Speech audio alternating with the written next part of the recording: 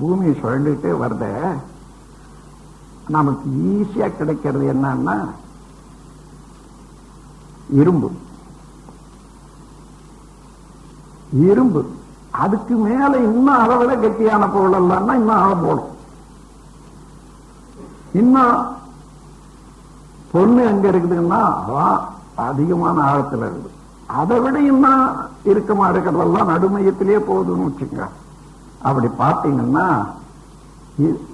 இறைவன் நம்ம ஏமாத்திடல. எங்களுக்கு மேலேயே கொண்டாந்து பொண்ணு கொடுத்துருந்தா எல்லாம் காது மூக்கு கண்ணு எல்லாத்தையும் கூட மாட்டிட்டு இருப்போம். இது ஓரளவுல இப்ப நிக்கிறதுக்கு என்னன்னா அது அவ்வளவு ஆழத்துல இருக்குது. அது மாத்திரம் இல்ல, இந்த பொண்ணுல ஒரு பெரிய தத்துவமே அடங்கி இருக்குது. விஞ்ஞானமும் தத்துவமும் வாழ்க்கையும் கூட அடங்கி இருக்குது. அவ்வளவு ஆழத்துல இருந்து எடுக்கிறது மனிதனுடைய கஷ்டம். எவ்வளவு எத்தனை பேருடைய கஷ்டம் அது எடுத்து அது உருவாக்கி அதை உருக்கி எடுத்துட்டான்னு வச்சுக்கோங்க. யார் கையில அது இருக்குதோ அவனை திருடன் ஆக்கிடும். இந்த பொண்ணு எத்தனை கை மாறுதோ அவங்களை எல்லாம் திருடன் ஆக்கிடும். அதோட மட்டும் என்னதுன்னு நினைச்சு வச்சான்னு வச்சுங்க அண்ணன் மாறுவான். அவனை இவனை திருடன் ஆக்கிடுது, இவனை பயங்காளி ஆக்கிடுது. எவன் அடிச்சு முடுவான். இதுக்காக வர்றவன் என்ன அடிப்பானே என்றதுதான் இருக்கும். அந்த பொண்ணுக்கு இந்த ரெண்டு குணம் இருக்கிறதுனாலேயும் அதுக்கப்புறம் நம்ம அறிவு ஒத்து பார்க்குது. இவ்வளவு கஷ்டப்பட்டு திருடனாக்குது, அதே நேரத்தில் உயிருக்கும் பயமா இருக்குது என்றத நினைச்சு பார்க்கிற போது அந்த பொண்ணுடைய உபயோகம் என்னன்னு பாருங்க. இரும்பினுடைய உபயோகத்துக்கும் பொண்ணுடைய உபயோகத்துக்கும் ஒத்து பார்த்தா ஒரு கிராம் இரும்பு ஆணியா செய்துட்டா 2 பலகையை பிடிச்சிட்டு அது 1000 வருஷம் கூட இருக்கும். மனிதனுக்கு உதவியா இருக்கும்.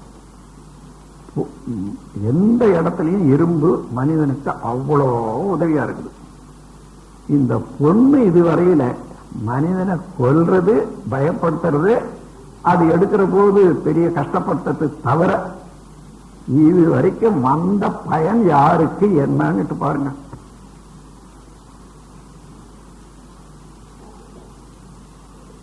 அத்தகைய பொண்ணை எல்லாருக்கும் எளிதில் ஆப்பிடக்கூடாது, எல்லாரும் மோசப்படுவாங்கன்னு தான் இயற்கை ரொம்ப ஆழத்துல கொண்டு வச்சிருக்கு. இந்த ஸ்பெசிபிக் கிராவிட்டிலேயே இந்த உலோகங்கள்ல நம்பர் 20 பங்கு வந்தது தான் பொண்ணு. அதுக்கு அடுத்தாப்புல இருக்கும் காப்பர் 19 நினைக்கிறேன். 19 இது வெயிட் உடையது. அதுக்கு அடுத்த 16 ஈயம். இப்படி பார்த்தீங்கன்னா மற்றெல்லாம் குறைஞ்சுதான் இருக்கும். இதுல என்ன வேடிக்கைன்னா இந்த காப்பர் இருக்கிற 19 அதை 20 அணுக்கள் சேரக்கூடிய அளவில் ஆக்கிட்டாக்க அதுவே கோல்டு தான். வேற ஒன்றும் வித்தியாசமே இல்லை. அதுக்காக தான் இன்னைக்கு இந்த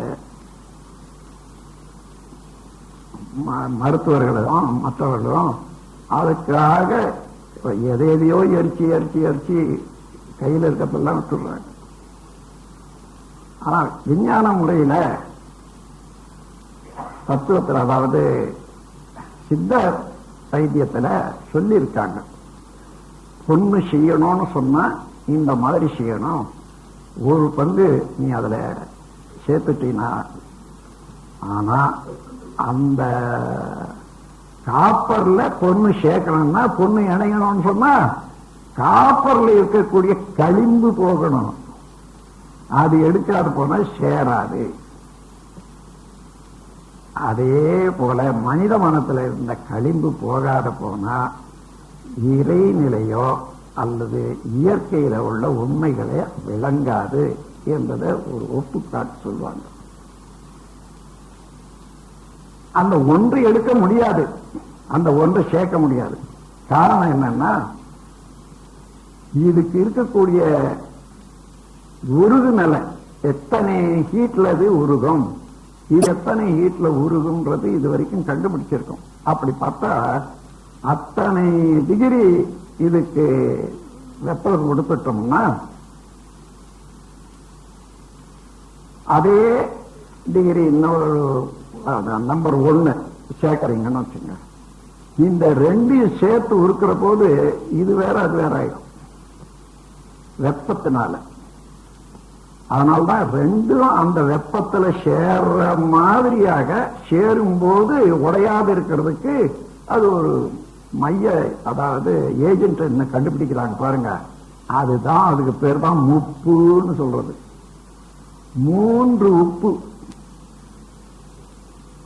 அது கடல்ல இருந்து ஒண்ணு, பூமியில இருந்து ஒண்ணு, இப்படி எல்லாம் சொல்லுவாங்க.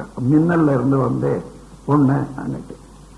அந்த 3 உப்புகளும் சேர்ந்து அதை செய்தா இது அது ஓடாது, உடைஞ்சிடும். அப்போ இதையே ஒண்ணாக்கலாம் என்பது கொடுத்திருக்காங்க.